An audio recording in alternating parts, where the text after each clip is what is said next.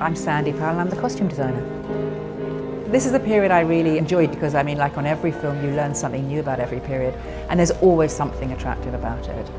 1952, I don't consider to be 50s. It's still the end of the 40s, and it's what most people are still wearing clothes from the 40s. Very few people are wearing clothes from 1952.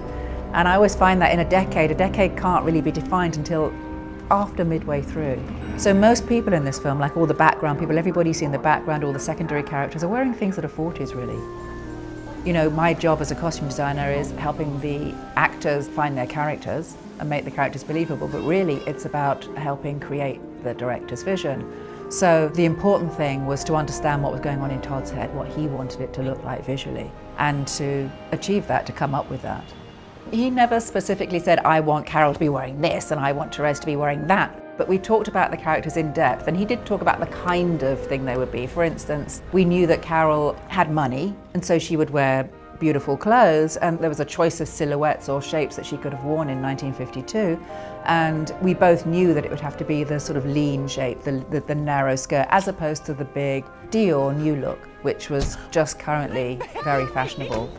That felt like it was too extravagant and too frivolous, really, for her. I wonder if you might help me find this doll for my daughter. Right, Betsy. Oh, she cries and wets herself. But I'm afraid we're all out of stock. I guess Therese was recently a student, and you can tell by where she lives that she has very little money. She's artistic, yet I think her main priority is not her clothing. She doesn't dress to impress. She dresses in what's comfortable, what's practical. And it kind of was quite cool for young people, but not like high fashion. I'm so sorry to keep you waiting. In a way with Therese, she's not defined by men. She doesn't dress for men either. That's what's interesting about her. She's not dressing for her boyfriend.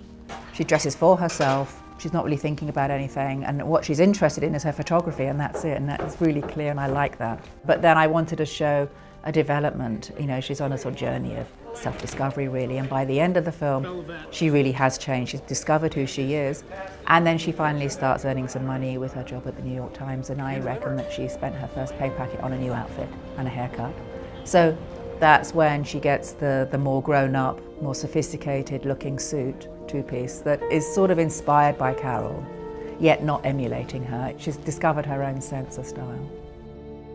I didn't think I need to find a red and yellow hat for Therese. I saw that hat, I think, at a vintage fair, and it sort of jumped out at me, and I thought, that is Therese. I wasn't even looking for a hat, but I found it. So it wasn't like I thought, she's got to have a hat. That was one of those sort of happy accidents. Oh, God, don't. I look fried. You do not. You look wonderful. It's a much more organic process when you find the perfect thing and put it all together. When every element comes together to make the perfect end product is something that happens very rarely. Of course, it's all credit to Todd and his producers for putting together the right combination of people, but providing the inspiration for us all to create his vision exactly how it should have been. I like that. I hope he's pleased too. I mean, I am.